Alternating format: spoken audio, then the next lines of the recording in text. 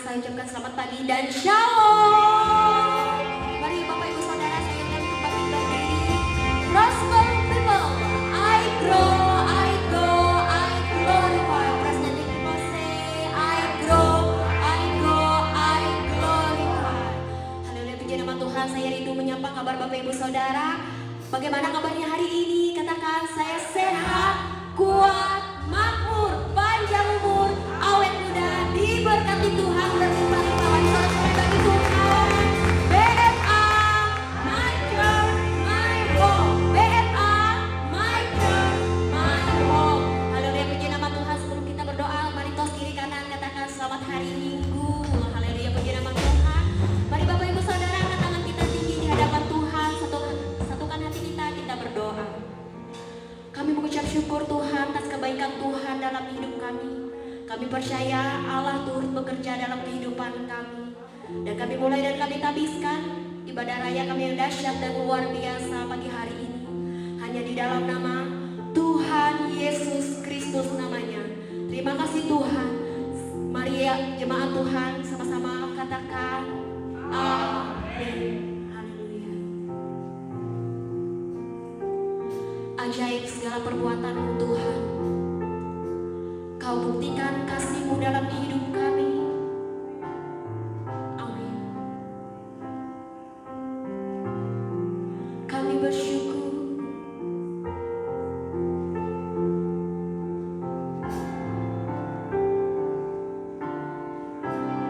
Sama-sama kita katakan. Kau buktikan cinta-Mu. Kau menebus hidupku. Yesus, Kau baik.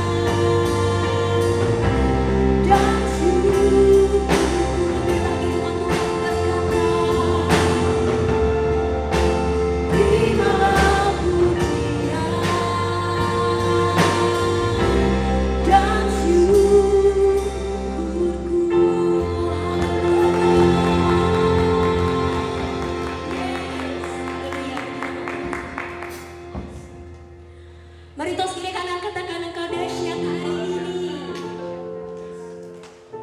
Sebab Allah sanggup untuk selalu bersama kita. Katakan amin. Haleluya. Mari sorak-sorak bagi Tuhan kita.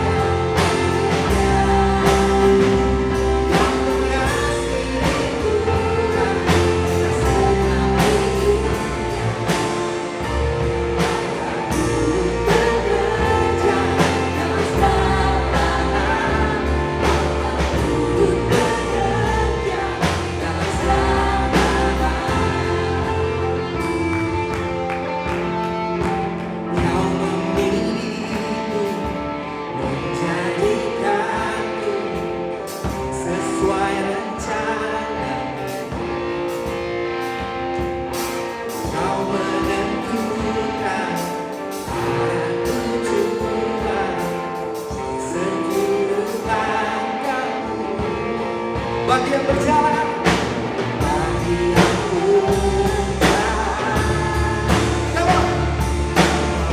Nggak sesuai bagi rencana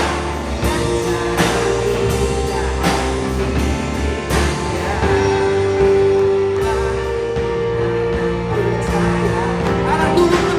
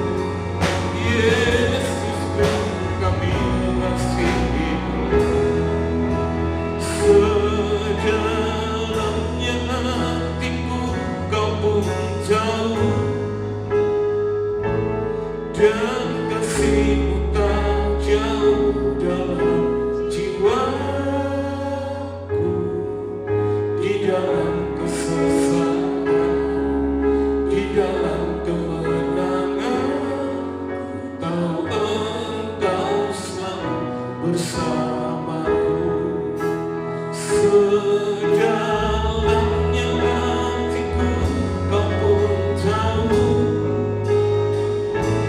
dan kasihmu tak jauh dalam jiwaku.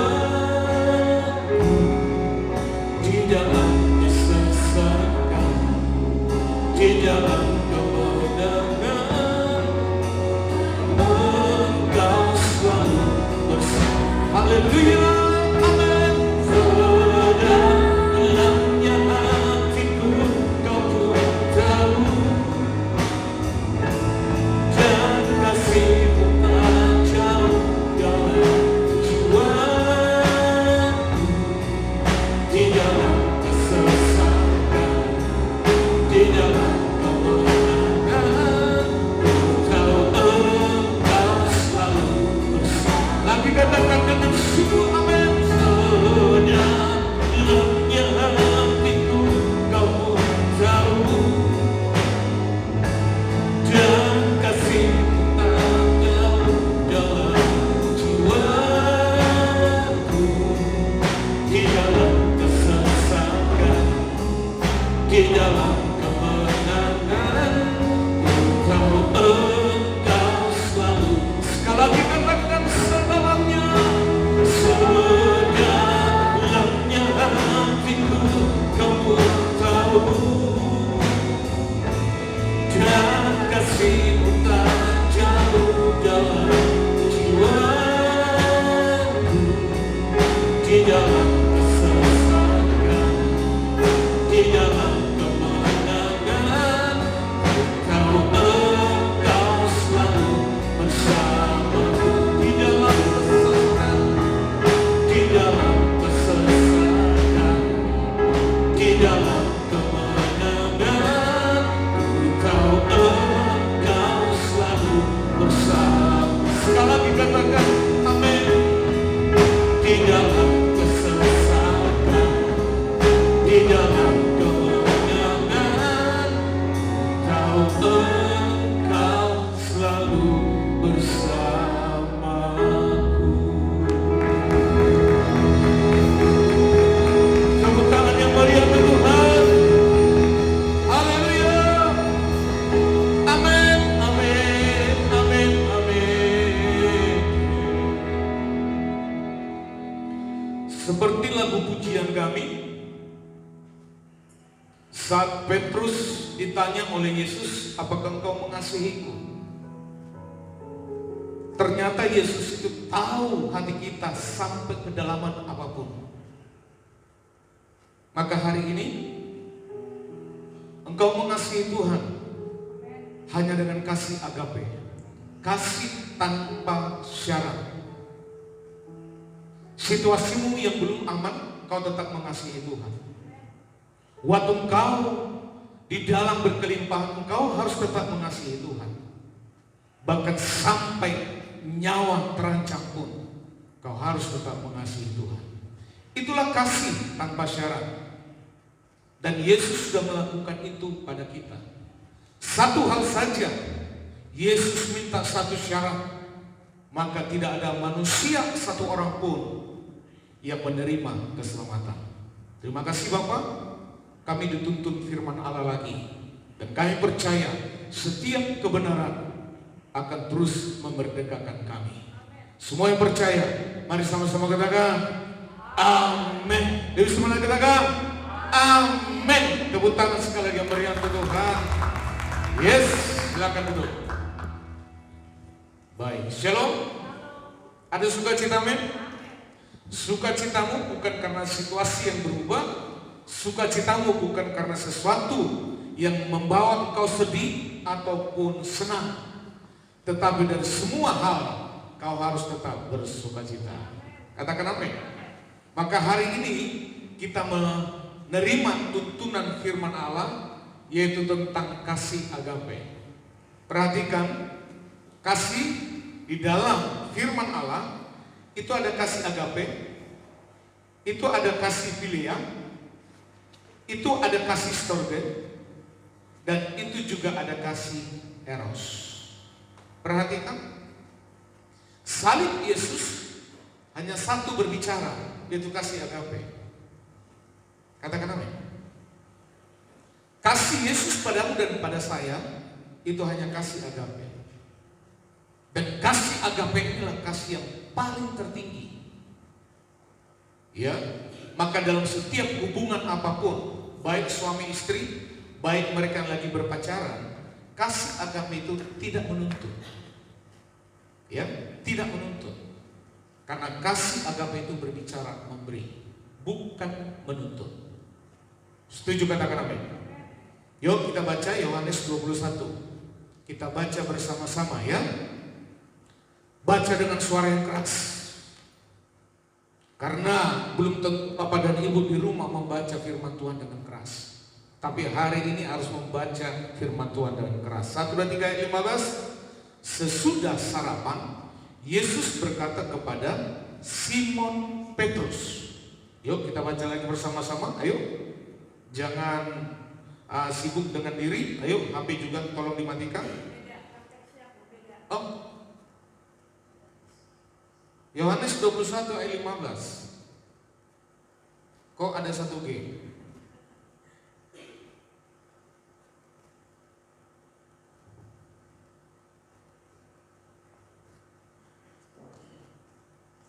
Berarti saya ketik ya. Yohanes 21 ayat 15. Belum?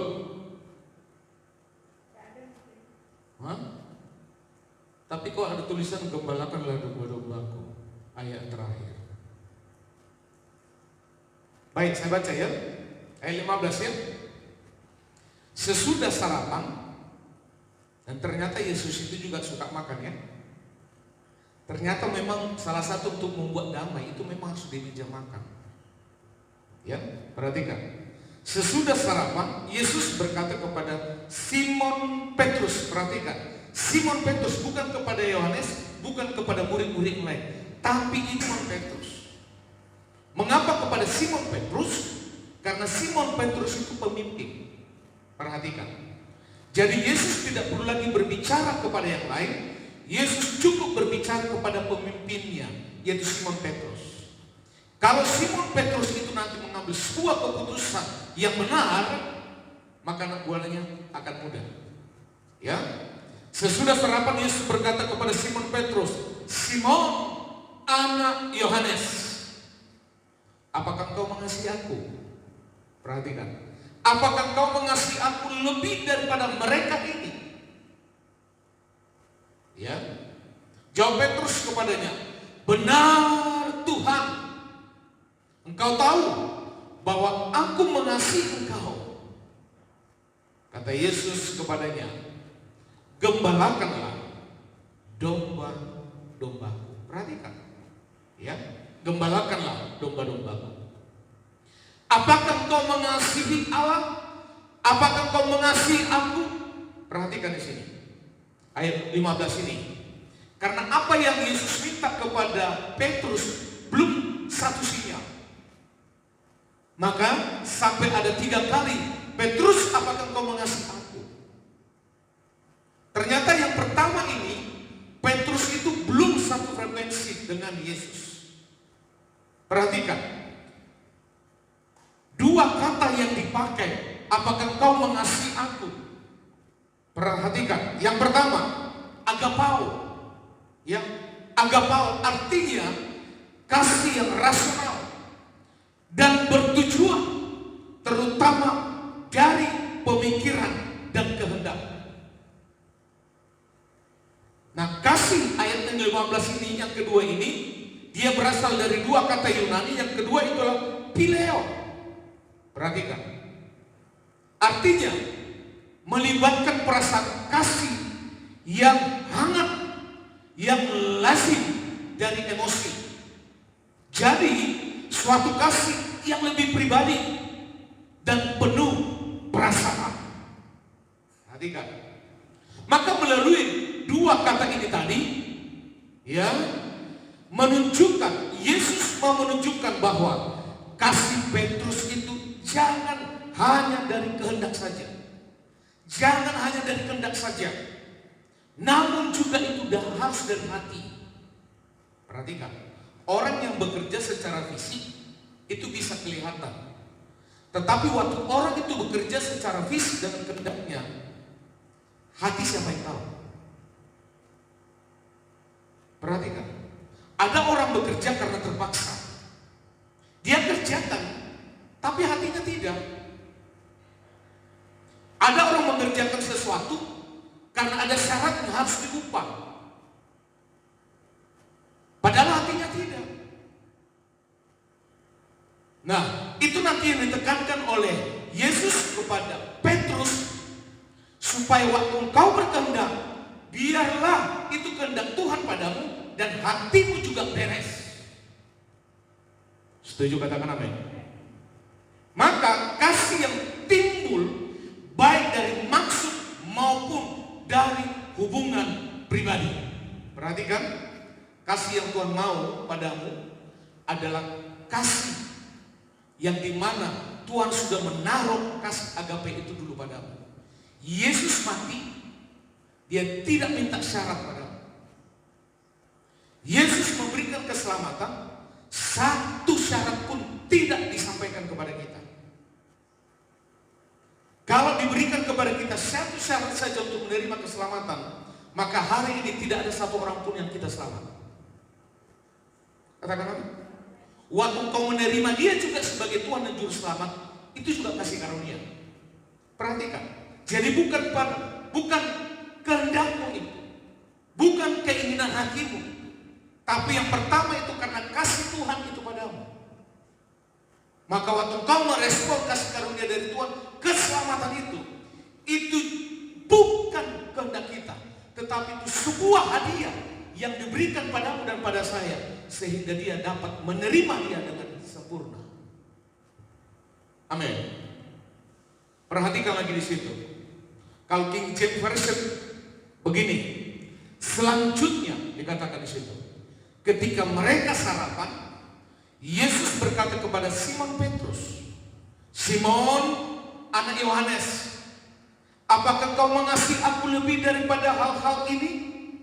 Termasuk makanan, termasuk teman-temannya, termasuk keluarganya, termasuk juga pekerjaannya.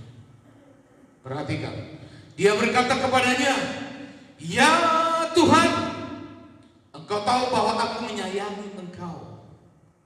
Dia berkata kepadanya, "Berilah makan anak-anak dombaku."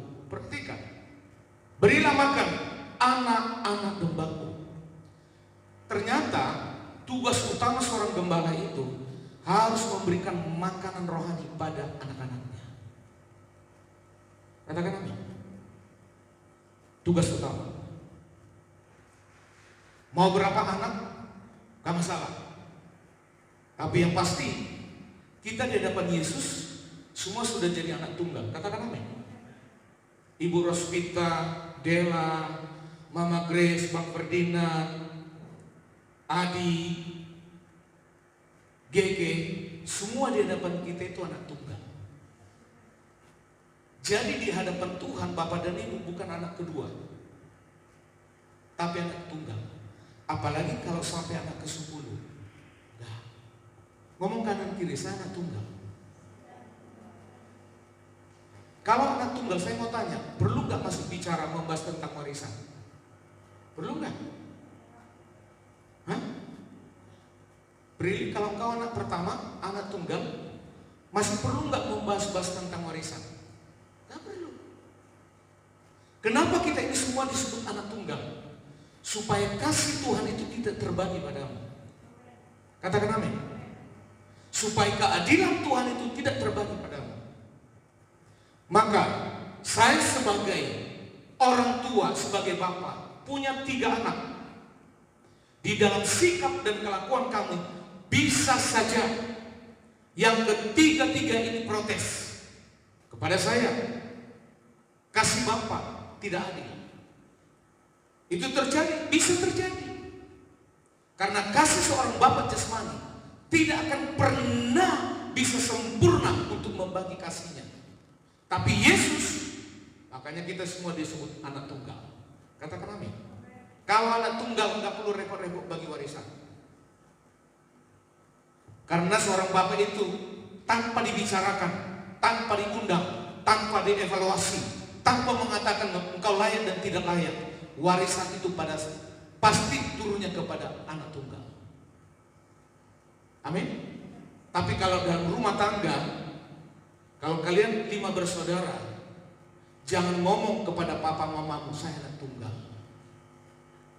Itu berarti nanti ada niatmu supaya warisan sepenuhnya padamu. Yang 4 orang itu sudah, suruh aja keluar. Jangan. Tapi di dalam Yesus semua anak tunggal. Katakan amin. Ngomong sekali lagi, saya anak tunggalnya Tuhan. Kalau engkau dan saya sudah jadi anak tunggal, saya mau tanya, masa sih Tuhan tidak membelamu? Masa sih Tuhan tidak menjagamu? Masa sih Tuhan itu tanda kutip tidak mengkhawatirkanmu?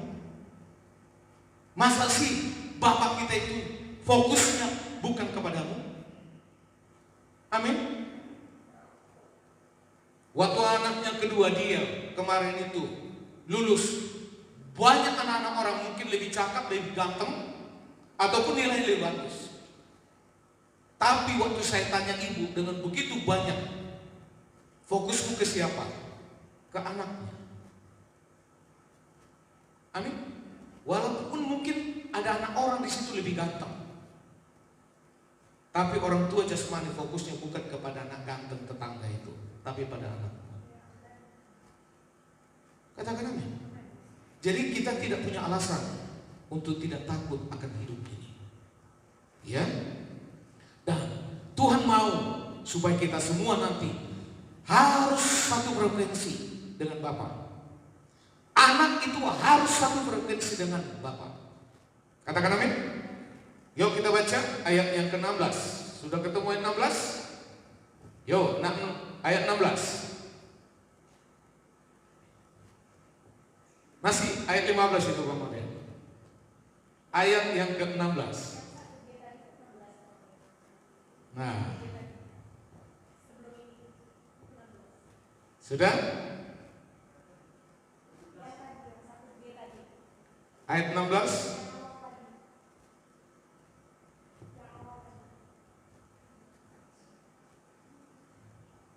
Yo, Bang Odin lagi latihan, ya. Tadi malam sebenarnya sudah dia bereskan semua, cuman hari ini mungkin ada sesuatu kendala. Ayat 16, kata Yesus pulang kepadanya untuk kedua kalinya. Perhatikan, ayat 15 pertama sekali, ayat ke-16 kedua kali Yesus bertanya, Simon, anak Yohanes, tetap sama. Apakah engkau mengasihi aku? Jawab Petrus kepadanya, benar Tuhan, engkau tahu bahwa aku mengasihi engkau. Kata Yesus kepadanya, gembalakanlah domba-dombaku. Perhatikan, Petrus yang ditekankan di sini, baik pertanyaan yang pertama dan yang kedua, ternyata Petrus itu dia masih tetap mengandalkan kekuatan. Dia tetap masih mengandalkan kekuatan kasihnya kepada Tuhan, yaitu kasih pilihan, yaitu kasih masih punya syarat. Perhatikan, ya. Yuk kita baca sekali lagi, yuk.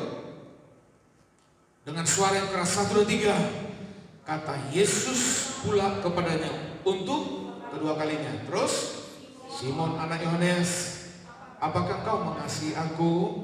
Jawab Petrus kepadanya, benar Tuhan, engkau tahu bahwa aku mengasihi engkau. Kata Yesus kepadanya, gembalakanlah domba-dombaku. Nah, pertanyaan kedua ini Petrus tetap belum nyambung, ya. Padahal kalimatnya sama,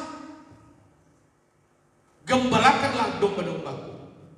Yesus masih melihat bahwa Petrus itu berusaha sekuat tenaga untuk mengasihi Tuhan. Perhatikan, engkau dan saya itu tidak akan pernah bisa mengasihi Tuhan sekuat tenagamu. Gak bisa.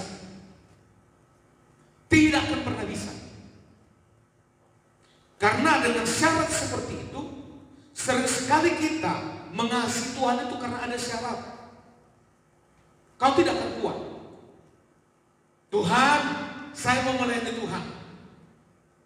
Tuhan, kalau Tuhan sembuhkan saya mau melayani Tuhan. Itu semua punya syarat.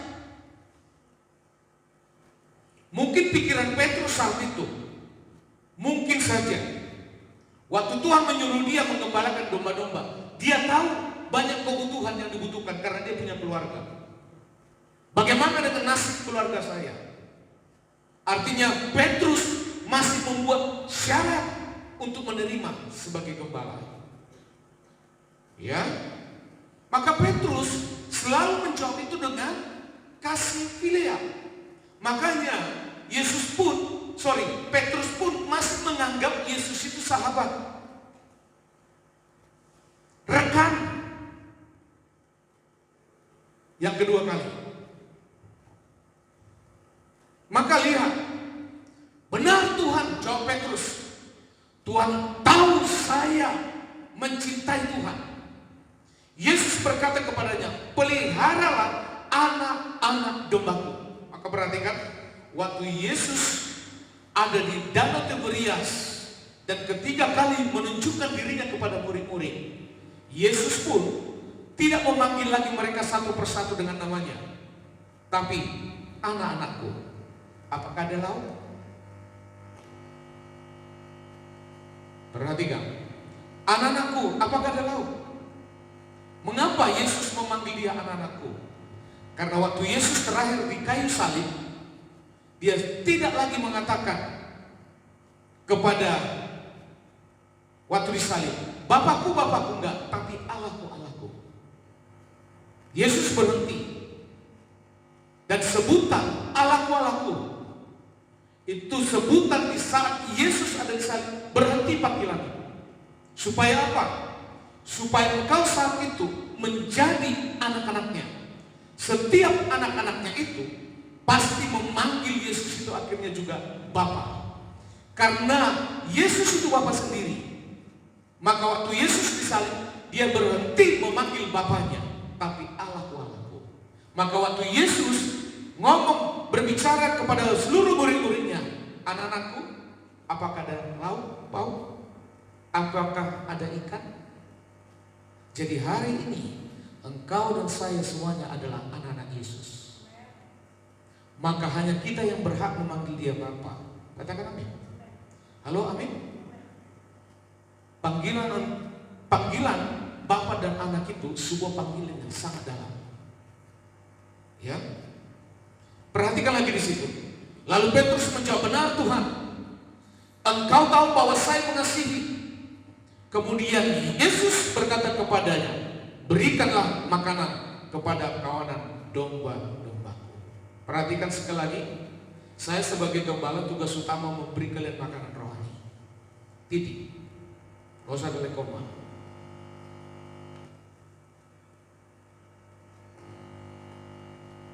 Saya kesini ini bunyi, saya kesini ini bunyi.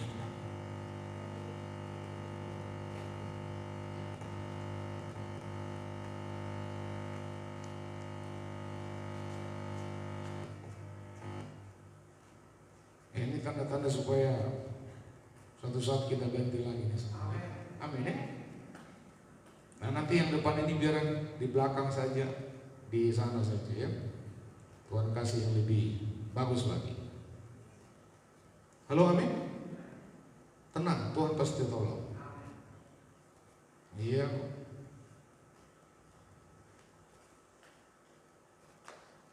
Paping blok kita aja di dalam beberapa minggu ini bisa tembus sampai 5.000, 6.000 paping.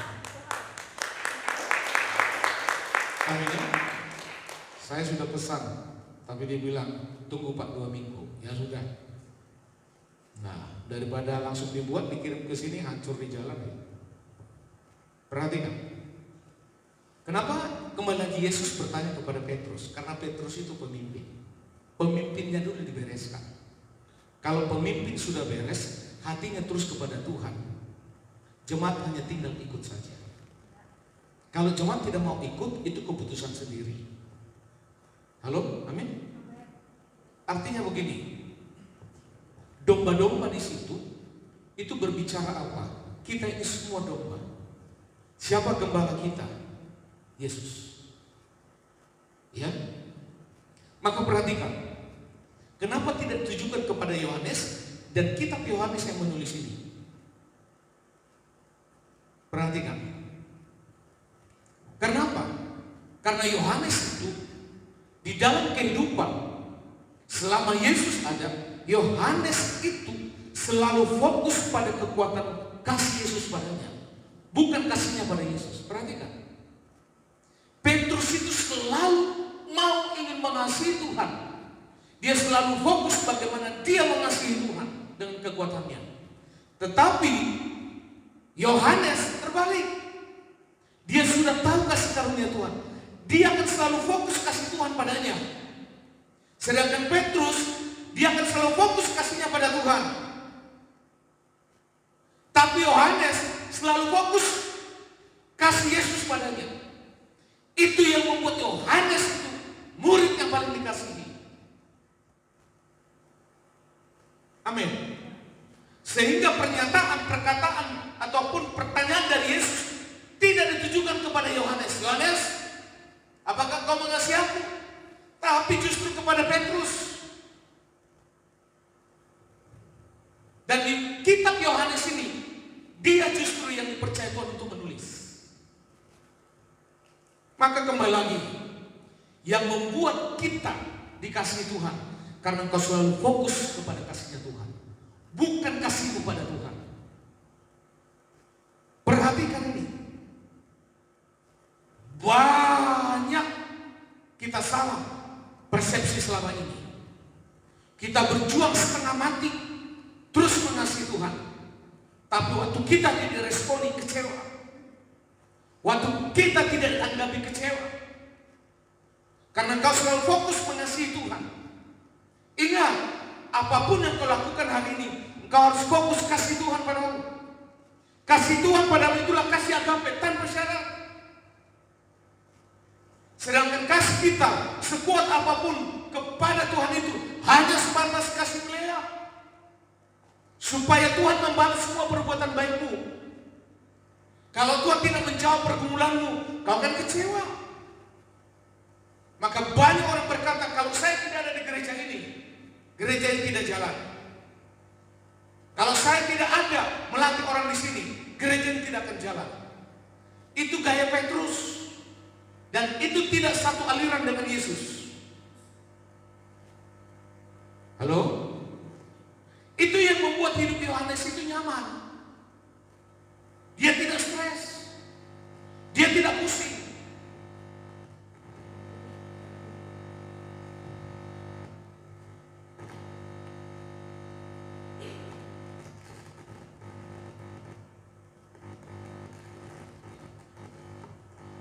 Tes. Perhatikan lagi. Pakai mic ini saya jadi suara 3 ya. Tadi suara 1. Sekarang jadi suara 3 ya. Nah, perhatikan. Mari kita masuk di dalam kasih yang ditekankan oleh Yesus, yaitu kasih agape. Amin ya. Halo, perhatikan. Terakhir nanti saya akan membuat bagaimana semua murid-murid Yesus itu, apa yang mereka alami. Sebenarnya tidak ada penderitaan apapun yang kita alami hari ini sebanding dengan murid-murid Yesus. Perhatikan. Ya. Jadi, kalau saudara tidak diresponi, saudara tidak diresponi oleh seseorang padahal saudara sudah berbuat baik, gak perlu kecewa. Katakan amin. Karena hari ini kasih agape yang harus menguasaimu, bukan kasih yang lain. Kasih eros, kasih storge, kasih bilea, itu adalah kasih semua yang memiliki syarat. Halo, amin. Banyak orang tua setelah mereka tua, anak ingin mengasihinya, betul. Tapi satu sisi yang lain, sebenarnya ada terselip supaya warisan dibagi. Nah, ini yang harus disadarkan kepada kita semua, baik kepada Bapak Nadiu dan juga kepada saya. supaya kita satu sungai dengan Yesus, tidak satu sungai dengan Petrus. Perhatikan ya, ngomong kanan kiri, saya tidak mau satu sungai dengan Petrus, tapi dengan Yesus. Dengan Yesus kasih tanpa syarat, dengan Petrus kasih bersyarat. Amin.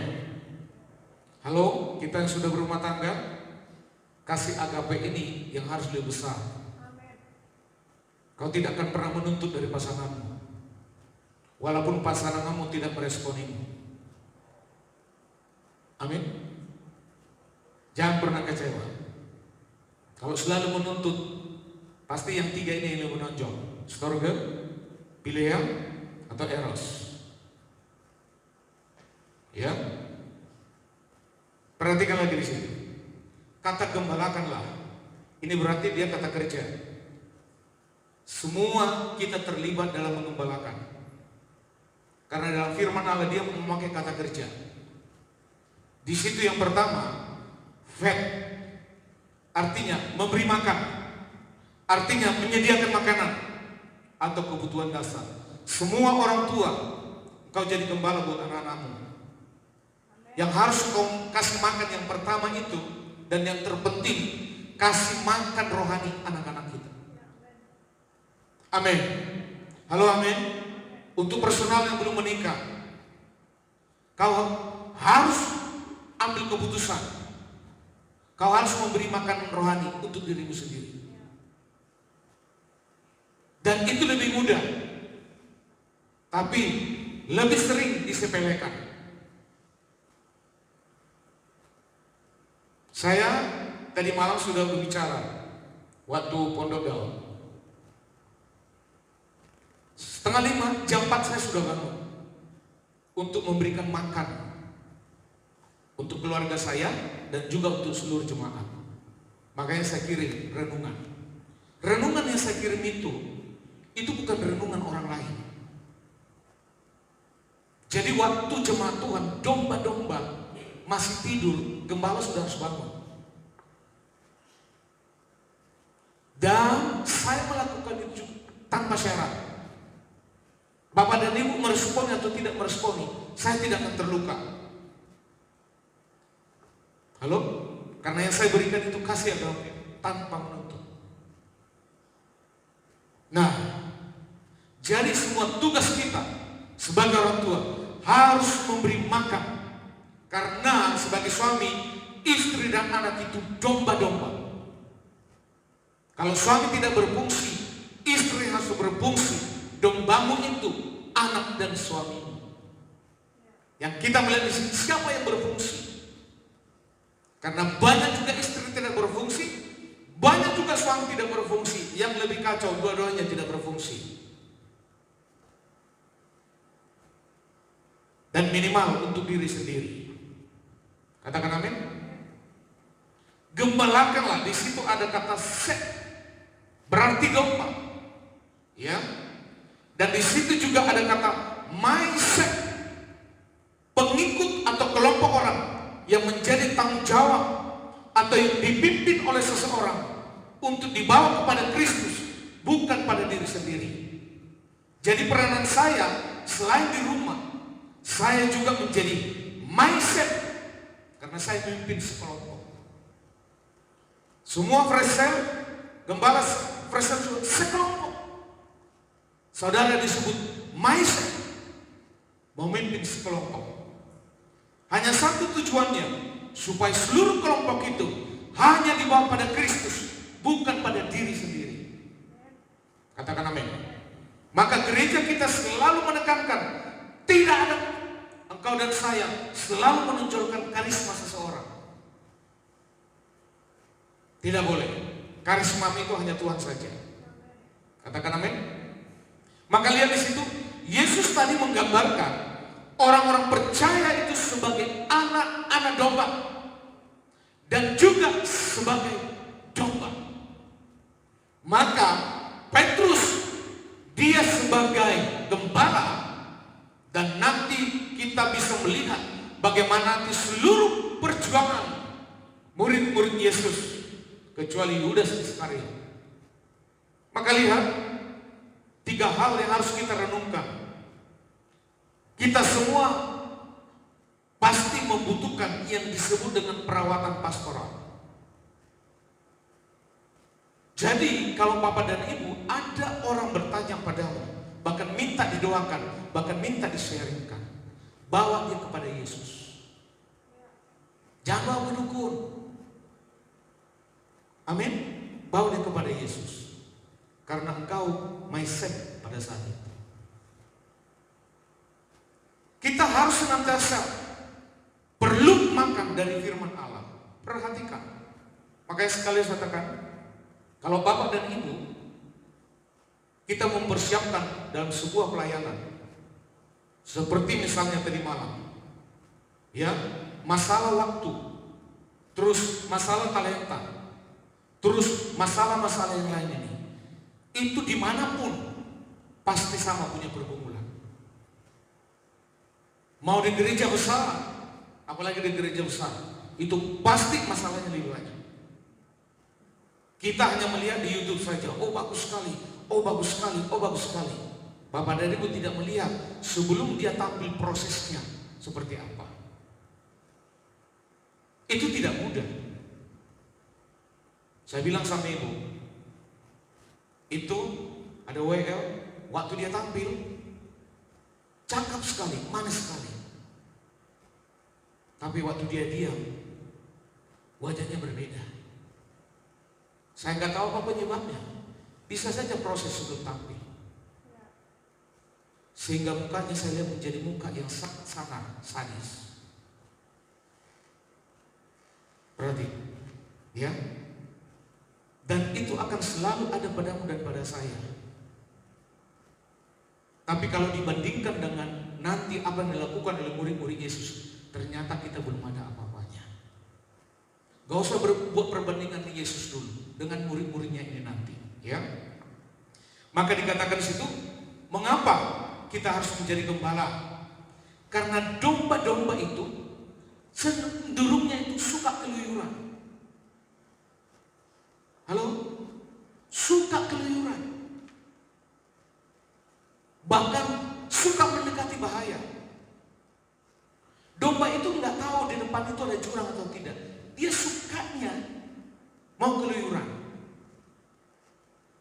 Maka kita harus hadir menjadi seorang pemimpin buat mereka.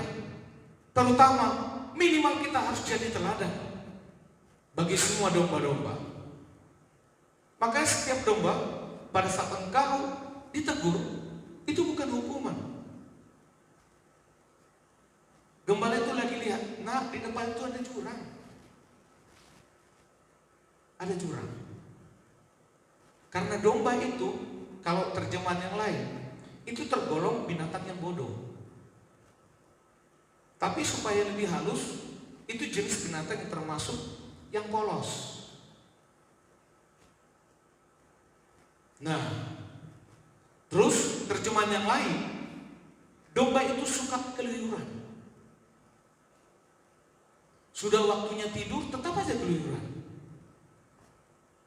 Besok pagi mau sekolah, bangun jam 8 pagi. Halo?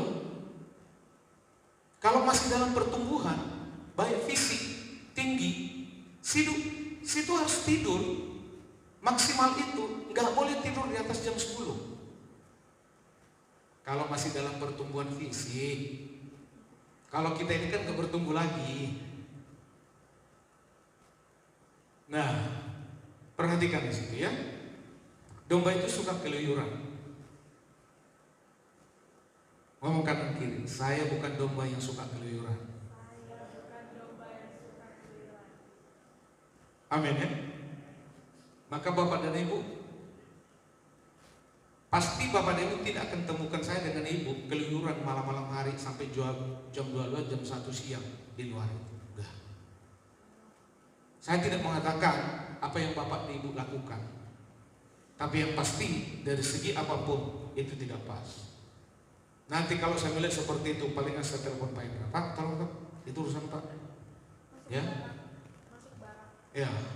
Masukin barang aja Pak. Nanti kita buat pelatihan di sini, kita buat bangunan barang di sini lah. Halo, amin. Nah, rawatlah domba-domba yang lemah, anak domba yang lemah menjadi domba yang dewasa. Bawalah domba itu pada Tuhan, bukan pada dirimu. Saudara tidak boleh fokus pada tokoh-tokoh berkarisma, tapi harus pada Yesus. Saya ambil contoh, istilah kata dirawat. Misalnya satu pasien di rumah sakit. Orang di rumah sakit, kalau ada petugas yang merawat, dia pasti mau merawat itu karena ada gairah. Gairah yang mendukungnya apa? Karena memang itu tugasnya. Gairah yang mendukungnya apa? Ya karena dari situ dia juga dapat gaji. Betul? Kalau bolos-bolos akan menjadi masalah. Maka lihat di situ. Tetapi di dalam pelayanan merawat domba-domba, itu gairahmu hanya gairah kasih agape tanpa syarat. Kalau sampai hari ini kita masih memiliki motivasi merawat domba siapapun itu, ada gairah di situ karena ingin dapat uang, itu enggak satu sinyal dengan Yesus. Amin. Tidak satu sinyal. Maka pada saat Bapak dan Ibu, jemaat yang dirawat tidak ada kepentingan dapat uang, itulah kasih agape. Nah, masalahnya di dalam aksi dia, action dia, kehendak dia, tapi hatinya siapa yang tahu? Ternyata dia mau merawat itu karena ada maksud dan tujuan. Itu yang ditekankan oleh Yesus kepada Petrus. Jangan engkau punya motivasi yang lain. Karena kasih agape itu kasih tanpa syarat, tidak ada motivasi. Jangan diputar-putar ngomong, ternyata niatnya hanya supaya menunggu uang. Bukankah banyak seperti itu? Banyak. Dan itu ditegur oleh Yesus kepada Petrus. Jangan. Amin. Halo, amin. Yo, ayat 17. Ayo, kemudian ayat 17. Yang ketiga nanti ya. Yesus bertanya lagi. Yesus bertanya dengan prinsip agape. Ayat yang ke-17 kata Yesus kepadanya untuk ketiga kalinya, Simon anak Yohanes, apakah kau mengasihi aku? Kalimatnya sama kan? Terus, maka, ini buat perbedaan. Maka sedih hati Petrus karena Yesus berkata untuk ketiga kalinya, apakah kau mengasihi aku? Dan ia berkata kepadanya, Tuhan, Engkau tahu segala sesuatu. Engkau tahu bahwa aku mengasihi Engkau. Kata Yesus kepadanya, gembalakanlah domba-dombaku. Maka kasih apa yang diminta Yesus kepada Petrus adalah kasih agape, kasih tanpa syarat. Maka lihat, di dalam bahasa Yunani terdapat 4 jenis kasih yang berbeda tadi. Agape, yaitu kasih ilahi tanpa syarat dan berkorban. Eros, cinta romantis atau cinta asmara. Perhatikan, yang masih bujangan, yang normal pasti punya gairah yang disebut dengan cinta eros. Nah, kalau cinta eros itu tidak dikuasai kasih agape, maka sering dalam pergaulan akhirnya kebablasan. Ya, semua cinta baik surga, artinya kasih sayang antar saudara, kasih sayang antara bapak dan anak, kasih sayang antara bersaudara kandung. Kalau tidak ada kasih agape di dalammu, maka bisa karena warisan engkau berantem. Maka bisa karena warisan orang bisa bunuh-bunuhan bersaudara kandung. Karena kasih surganya tidak dikuasai oleh kasih agape. Amin. Dan juga kasih pilea, kasih persahabatan. Sedekat apapun engkau dengan sahabatmu, suatu saat dia juga akan melukaimu. Waktu dia melukai hatimu, kalau kau ditutup bungkus dengan kasih agape, kau tidak akan pernah terluka. Katakan amin. Halo, amin. Untuk melukai hatimu itu Tuhan tidak kirim dari Spanyol sana, enggak. Tuhan juga tidak perlu kirim dari Tumbang Miri yang jauh sana, enggak. Itulah orang-orang dekat, sahabat. Maka waktu engkau dilukai, mungkin yang melukai itu sesama dalam gereja, jangan sampai mundur engkau dari gereja. Amin. Karena nanti biasanya akan ditutup, banyak kok gereja yang lain. Ingat, perjuanganmu untuk melakukan itu tidak seberapa nanti. Maka perhatikan, yang harus kita syukuri hari ini, bahwa Yesus menanya Petrus itu tidak hampir ada hubungannya, di mana Petrus menyangkal 3 kali. Ya, Petrus sedih karena semula Tuhan Yesus memakai suatu kata yang merujuk pada kasih murni dan tinggi, yaitu kasih agape, bukan kasih persaudaraan. Jadi di jemaat ini kasih persaudaraan itu penting, tapi seluruh kita harus dibalut, harus dibungkus dengan kasih Tuhan, sehingga antar jemaat tidak ada rasa tersinggung sekalipun mungkin kalimatnya menyinggungmu. Tidak ada rasa sakit hati, terluka sekalipun orang lain sudah melukai hatimu itu. Kau harus tetap maju. Mengapa? Karena kasih agape sudah ada. Katakan amin. Halo, amin. Ngomong kanan kiri lagi. Saya milik kasih agape. Amin kan? Jadi sekalipun misalnya Bang Oden suatu saat ditolak cintanya, tenang Bang, karena ada kasih agape, engkau tidak akan terluka. Ya mungkin terlukanya bergumul seperti Yesus 3 kali saja. Amin. Masih banyak. Setuju, katakan amin. Ya, termasuk Bang Beni. Ya, walaupun mungkin soalnya sudah lampu kuning nih Bang Beni. Gitu ya. Kalaupun tidak terjadi, tenang. Tenang. Ya, kasih agape dari Tuhan tetap membungkus untuk dia. Saya sama ibu juga senang sama Bang Beni. Kalau disuruh itu, siap Pak? Siap Pak? Nah kalau model seperti Bang Beni nggak perlu masuk di barak ya.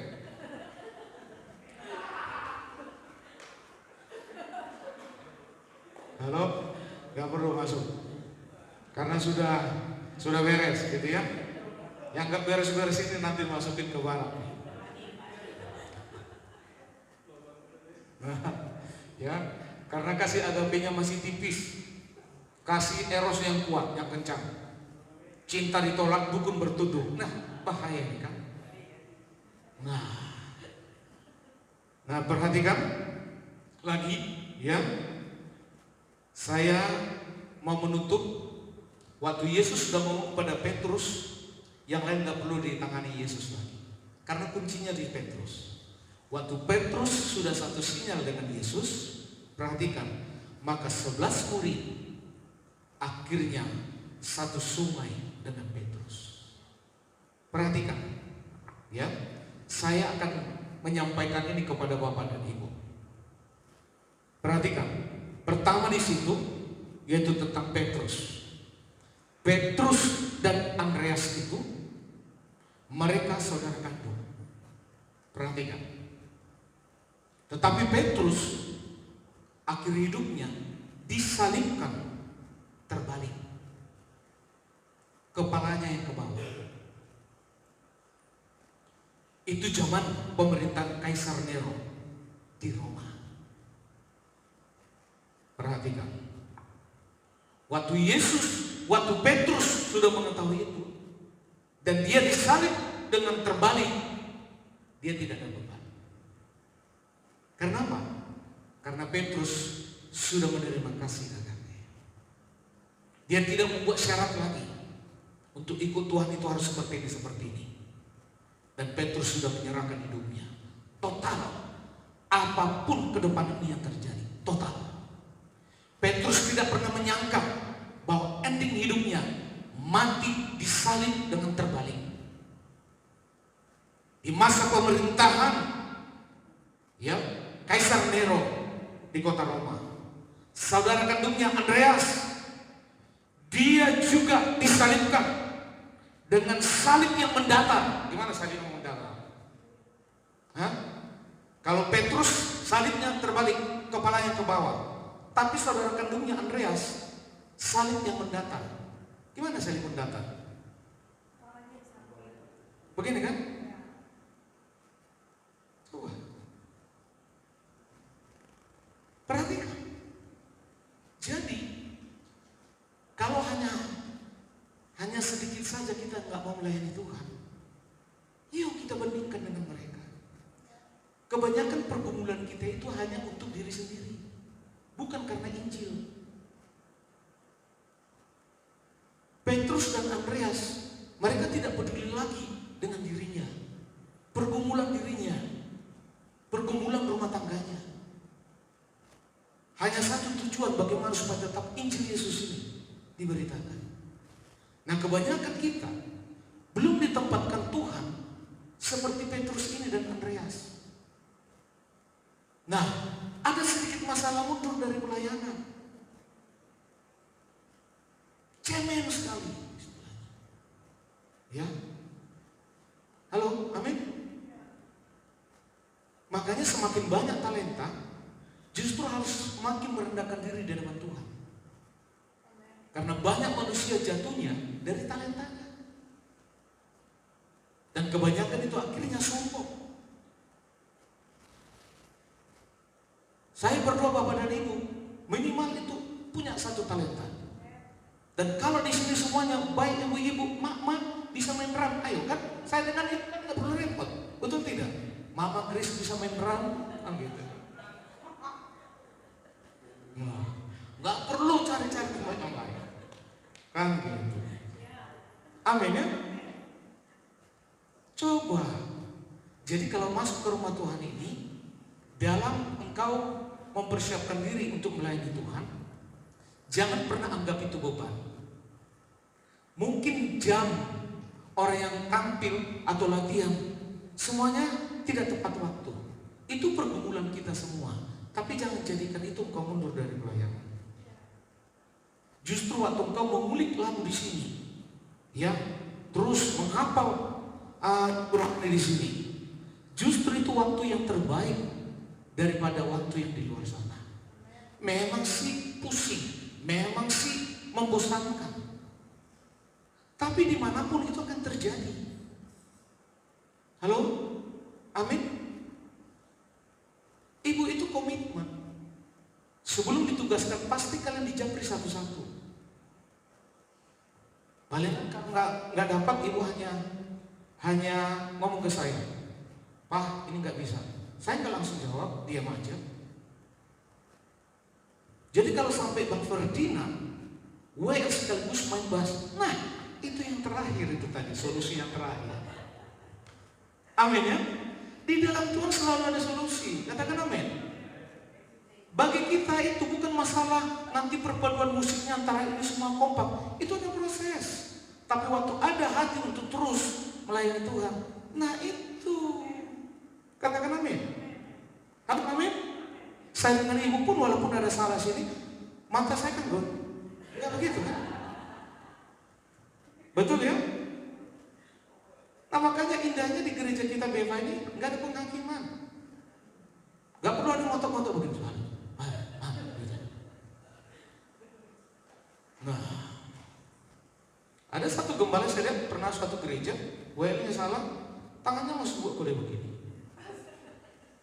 Nah, halo, yang terbaik di hadapan Tuhan itu bukan musiknya, tapi ketulusan hatimu. Katakan amin. Suara fals juga itu dijadi untuk kemuliaan nama Tuhan kok. Karena malaikat di surga nggak ngerti mana suara fals, mana suara tidak fals. Hanya kita aja yang paham. Betul ya? Nah, lihat itu Petrus dan Andreas, mereka saudara kandung. Tapi akhir hidupnya matinya seperti itu. Apa mereka terbeban? Enggak. Mereka sukacita.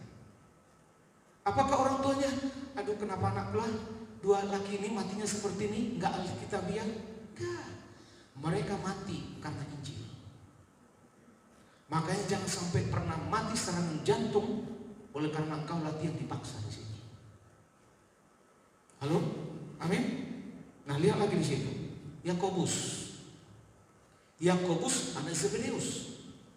Tapi juga nanti ada Yakobus itu anak Salweus. Itu beda-beda. Jadi perhatikan, Yakobus anak Zebedeus.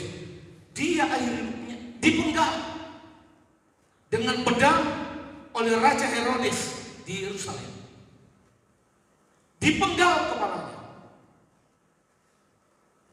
Matius dan Yakobus mereka bersaudara kandung. Karena bapak mereka sama, yaitu Alfeus, ibunya Maria. Jadi Matius dan Yakobus yang ini ya bersaudara kandung.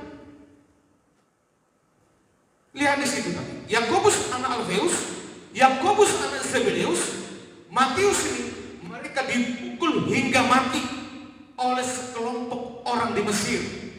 Yakobus dan Alfeus merupakan satu murid Yesus yang tidak pernah menonjolkan dirinya.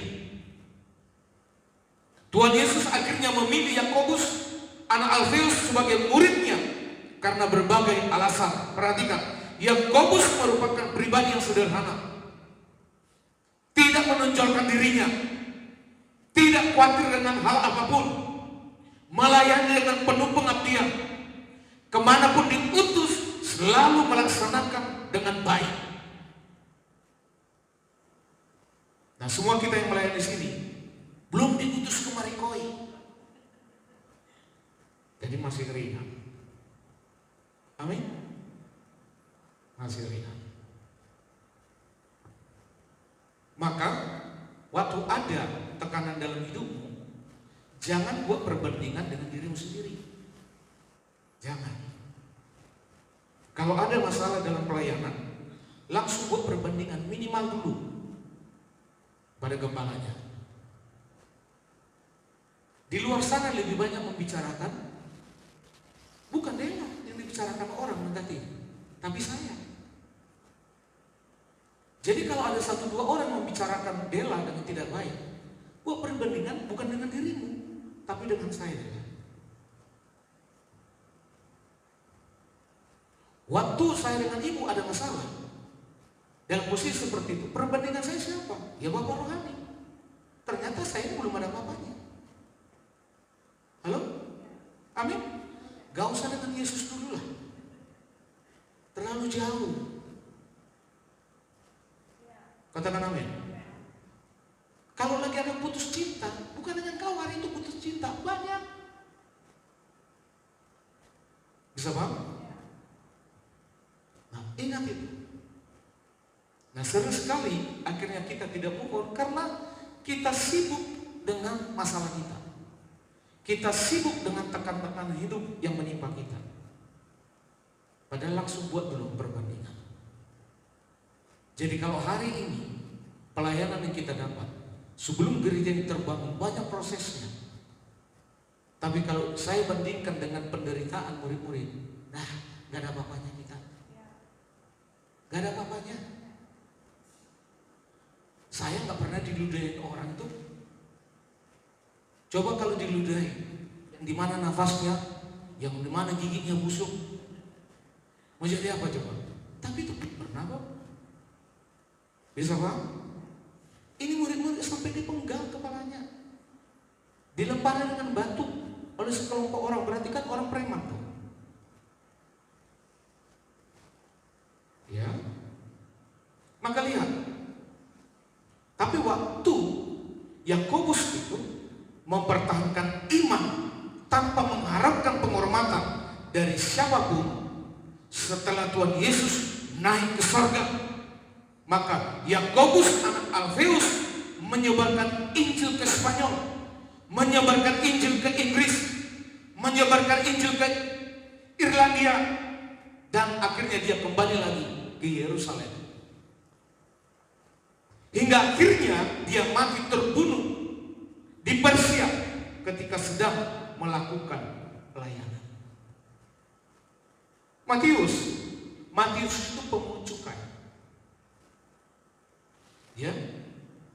Dan orang tuanya pada saat itu salah persepsi. Waktu Matius ambil keputusan jadi hamba Tuhan, sebenarnya orang tuanya tidak terima. Tapi Matius tetap melakukan. Tapi Matius kita bisa melihat akhir hidupnya. Dia mati martir di Ethiopia. Dan dia disalibkan di sana. Matius akhirnya memutuskan untuk meninggalkan semua pekerjaan dan memilih mengikut Yesus hingga akhir hayatnya. Lalu Matius melakukan pelayanan pengabaran Injil di Ethiopia dan Afrika, bukan di negara kaya. Ethiopia dan Afrika. Matius akhirnya mempunyai kesimpulan kemampuan di dalam menulis laporan secara detail, sistematis, dan itu digunakan dalam menulis ulang informasi tentang Yesus secara lengkap untuk ditujukan kepada orang-orang Yahudi. Maka kalau membaca kitab Matius itu lebih akademis, lebih terperinci, bahkan silsilah Yesus jelas di situ. Jadi kepintaran Matius di dalam menulis itu Tuhan percaya untuk menulis kitab Matius. Halo? Maka lihat secara lengkap Matius tulis itu.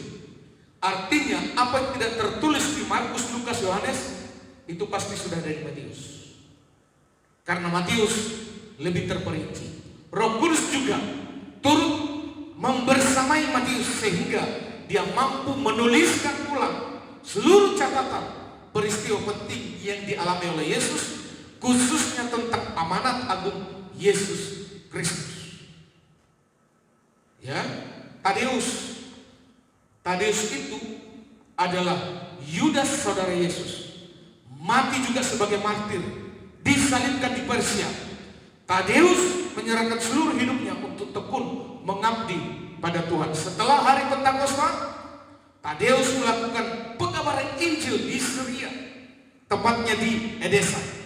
Setelah jatuhnya Yerusalem, Edesa menjadi pusat kekristenan dan perkembangan gereja mula-mula, yaitu Yudas yang memulainya. Tadeus bersama dengan murid-muridnya ditangkap di suatu kota yang namanya Skavaser, Syria, dan dia dihukum mati bersama dengan Simon. Dan akhirnya Simon orang Zelot, murid Yesus, dijemput, ditempatkan dididik di Galilea Gamatala. Ketika melayani bersama Yesus, Simon orang Zelot meninggalkan organisasi serta kedudukan politiknya. Dia harus meninggalkan kedudukan politiknya. Setelah masa Pentakosta, Simon memberitakan Injil dari Mesir, Afrika, Inggris, dan kembali ke Mesir. Setelah itu, Simon orang Zelot bergabung dengan Tadeus tadi untuk melayani di Syria dan juga di Persia.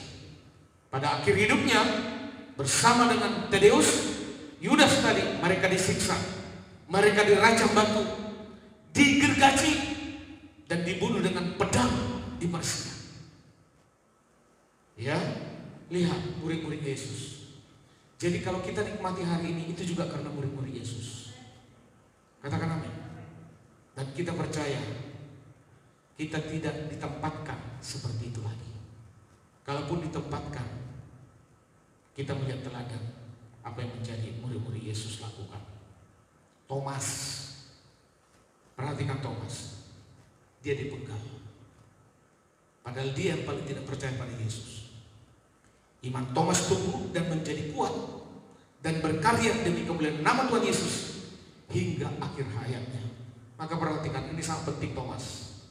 Pada abad keempat Masehi, Thomas merintis penginjilan, pengabaran Injil di kerajaan Partia. Malabar, dia juga menjadi pembawa Injil yang pertama di India. Malabar dan Travankor, India Selatan. Hingga akhirnya lahir gereja Mar Thoma yang masih berkembang hingga sekarang. Lahirnya gereja Mar Thoma berhasil membawa perkembangan Injil ke Indonesia. Thomas. Pada abad kelima di Barus, pantai barat Sumatera Utara. Maka tersebarlah sampai ke tanah Dayak. Halo? Yohanes dan Yakobus, anak Zebedeus, mereka juga bersaudara kandung. Yohanes merupakan saudara kandung Yakobus, sehingga mereka berasal dari orang tua yang sama. Ia berasal dari keluarga Zebedeus yang cukup terpandang dan kaya di Galilea. Yakobus anak Zebedeus dipenggal dengan pedang oleh Raja Herodes di Yerusalem. Menjelang akhir hidup Yohanes, perhatikan, ia ditangkap, dimasukkan ke dalam air mendidih, tapi dia tidak mati. Lalu kembali lagi ke dalam pelayanan dan kemudian mati dengan tenang.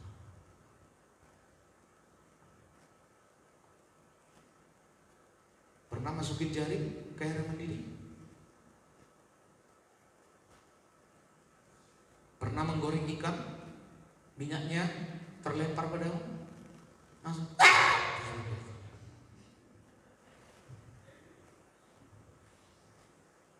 ini Yohanes, Yakobus anak Zebedeus ini, dia dimasukkan ke air mendidih. Ya, perhatikan, Filipus disalibkan. Setelah masa Pentakosta, kenaikan Yesus ke surga, Filipus melakukan pelayanan pemberitaan Injil di Asia Kecil, itu Turki. Ya, Turki tempat yang sangat bagus, tapi di situ ada Filipus mati martir. Filipus tetap melayani dia oleh Turki hingga akhirnya hayatnya mengalami mati sahih. Bartolomeus Nathanael. Bartolomeus merupakan satu-satunya murid Yesus yang masih merasa ragu dan tidak yakin dengan ajakan Filipus. Namun Yesus melihat di dalam diri Bartolomeus berupa dasar yang kokoh untuk membangun kehidupan spiritual dan iman. Setelah masa Pentakosta atau kenaikan Tuhan Yesus ke surga, Bartolomeus melakukan pelayanan firman di Mesopotamia, Liakonia, dan Armenia. Dan akhirnya dia mati dikuliti hidup-hidup. Halo, kenapa saya ngomong begini? Supaya pada ada kesulitan pelayanan, ayo lihat murid-murid Yesus. Bukan karena kebenaran Injil, tapi banyak kan pergumulan kita itu hanya untuk kepentingan diri. Ya, Tadeus, Yudas, saudara Yesus, menyerahkan hidupnya kepada Injil Yesus, dan kita juga bisa melihat dia dihukum mati bersama Simon. Maka tidak ada lagi alasan untuk mundur dari pelayanan. Katakan, kalau ada pergumulan dalam pelayanan, langsung buat, saya belum seberapa. Katakan, tapi saya yakin percaya orang banyak bergumul karena keinginannya tidak jalan. Kenapa banyak orang keluar dari gereja? Karena keinginannya tidak jalan di gereja itu.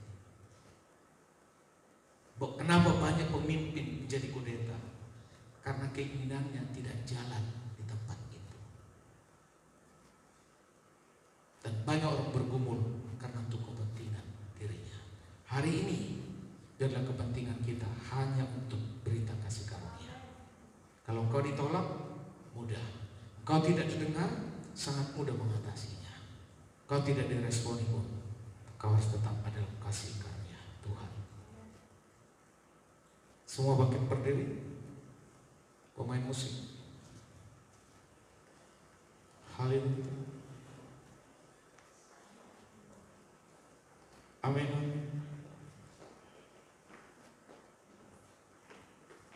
Haleluya. Jemaat Tuhan yang terkasih, mari persiapkan anggur dan roti pada saat ini. Dan kita bisa melihat bagaimana Yesus dengan semua penderitaan yang lakukan, ternyata juga tidak ada bandingannya dengan murid-muridnya. Maka kita bersyukur kita tidak sampai seperti itu. Haleluya. Amin, amin Tuhan.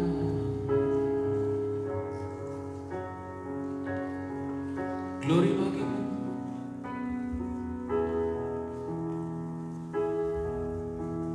Hanya Kau tempatku berlindung. Amin Tuhan. Hanya Engkau laguku dan Kekuatan izinkan ku datang menyembah, bawa syukurku. Engkau tempatku berlindung, hanya Engkau laguku dan kekuatanku. Izinkanlah ku datang menyembah, membawa syukurku.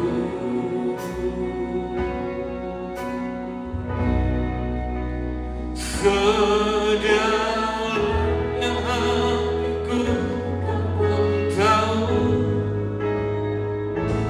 dan kasih-Mu terjauh dalam jiwaku. Di dalam kesesakan, di dalam kemenangan, ku tahu Engkau selalu bersamaku. Haleluya. Amin, amin.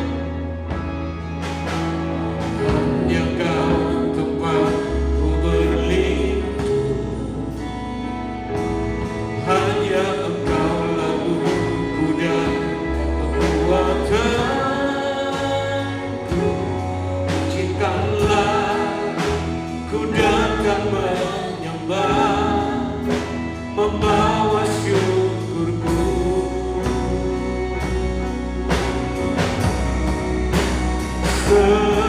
Sedalamnya hatiku Kau pun tahu,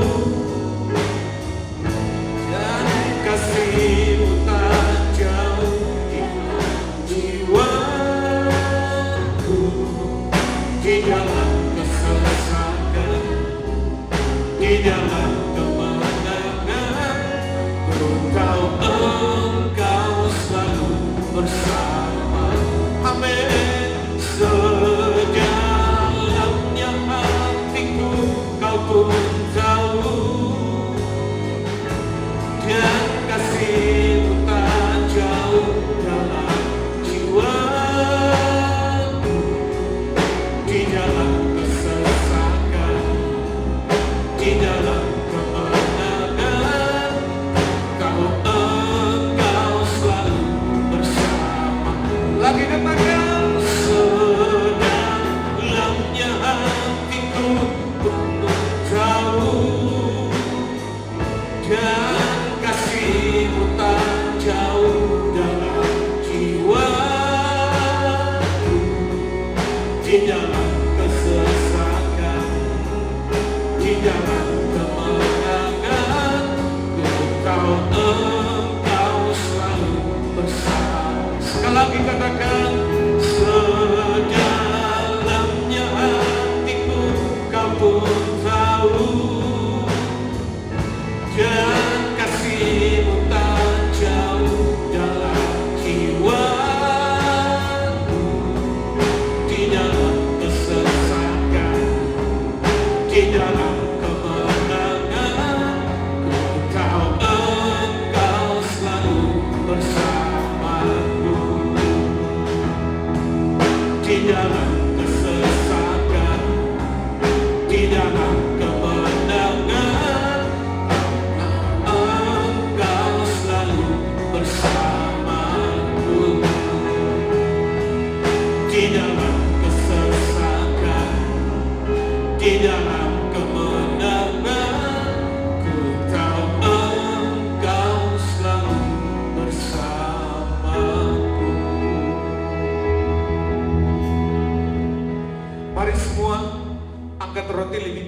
dari atas kepala kita. Tubuh Kristus sudah tercabik-cabik. Bahkan apa yang menjadi penderitaan murid-murid Yesus tidak sebanding penderitaan Yesus. Dan apa yang menjadi penderitaan kami, bahkan di dalam melayani, itu juga tidak bisa sebanding dengan murid-murid Yesus. Maka hari ini kami sadar, di saat kami menjadi pribadi yang akan terus menyebarkan kasih karunia Tuhan, dan kami percaya itulah kebenaran yang tertinggi. Maka pada saat engkau memakan tubuh Kristus, hidupmu dan hidup saya sudah sempurna. Maka di surga engkau dan saya memakai tubuh yang baru, tubuh kemuliaan, yang tidak ada capek, yang tidak ada rasa lapar, yang tidak ada rasa haus. Engkau dan saya memilikinya di surga. Terima kasih Bapak. Pada saat kami memakan tubuh Kristus, kami sempurna di dalam Yesus.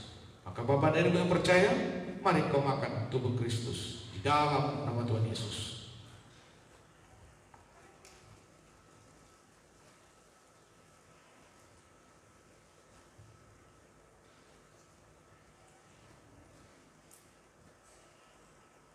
Mari semua angkat cawan anggur lebih tinggi dari atas kepala kita.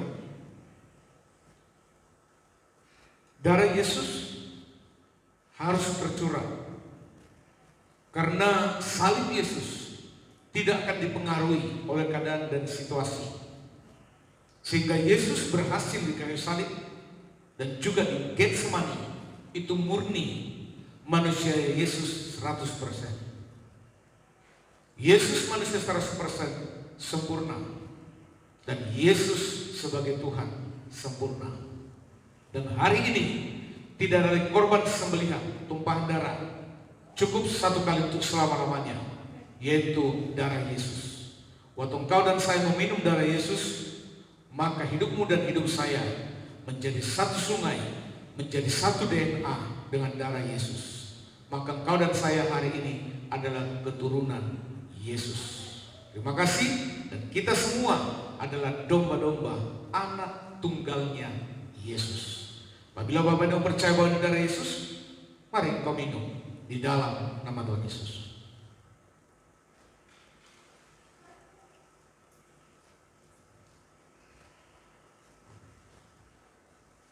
Haleluya. Amin. Haleluya. Terima kasih. Yes, Tuhan.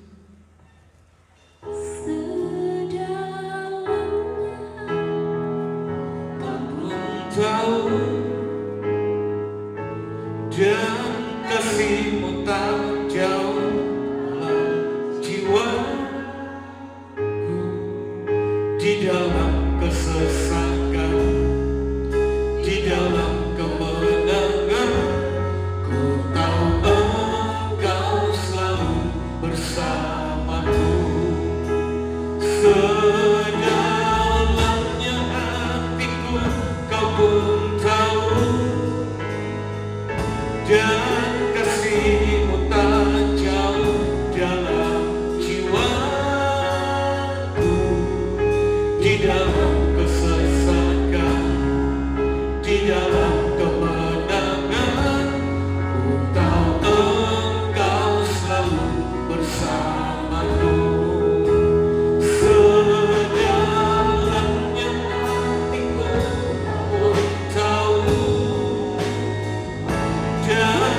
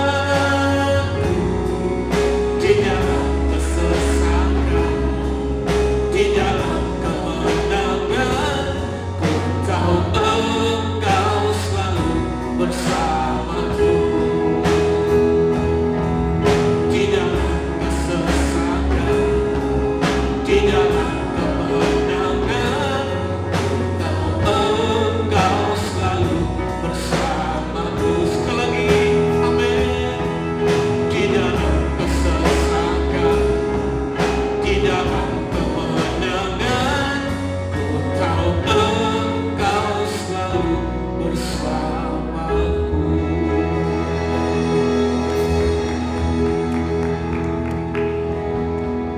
Kami sangat bersyukur firman Allah sudah kami terima, dan kami bersyukur kasih agape menjadi pondasi kami untuk selama-lamanya. Terima kasih Bapak, karena kami tahu bahwa kasih Tuhan kepada kami tanpa syarat. Terima kasih, kami bersyukur Tuhan tetap mempercayakan kepada kami menjadi rekan sekerja Allah di dalam dunia ini, sehingga kami dapat dengan talenta kami menopang pelayanan, yaitu menyampaikan kasih karunia Tuhan kepada mereka. Terima kasih Bapak, terima kasih. Diberkati semua keluarga kami, suami diberkati, istri diberkati, anak-anak diberkati, dan kami percaya semua mata pencarian pun diberkati oleh Tuhan. Setiap perjalanan kami keluar masuk dari rumah, seluruh keluarga kami, ada tiang api dan tiang air sebagai tudung kami setiap hari, dan ada tubuh Kristus darah Yesus yang akan selalu membungkus kami. Kami percaya Tuhan dalam tahun ini bahwa Amazing Grace sudah kami terima, dan kami percaya bahwa seluruh jemaat Tuhan yang tidak pernah mereka pikirkan Tuhan sudah sediakan. Terima kasih, terima kasih. Kami sangat bersyukur, dan seluruh keluarga jemaat BFA sehat, kuat, makmur, panjang umur, diberkati Tuhan, awet muda, dan sampai kapanpun kasih karunia Tuhan mendasari kehidupan kami. Terima kasih Bapak. Hari ini juga kami menabur buat pekerjaan Tuhan di tempat ini. Tuhan membalas berlipat kali ganda di dalam nama Tuhan Yesus. Mari semua angkat tangan di hadapan Tuhan dan terima berkat Tuhan. Kasih karunia dari Allah Bapa di surga yang berlimpah-limpah, cinta kasih dari Yesus Kristus, dan pimpinan dari Roh Kudus yang memimpinmu hari ini sampai Maranatha Tuhan Yesus datang kedua kalinya. Semua yang percaya, mari sama-sama katakan amin. Silakan duduk.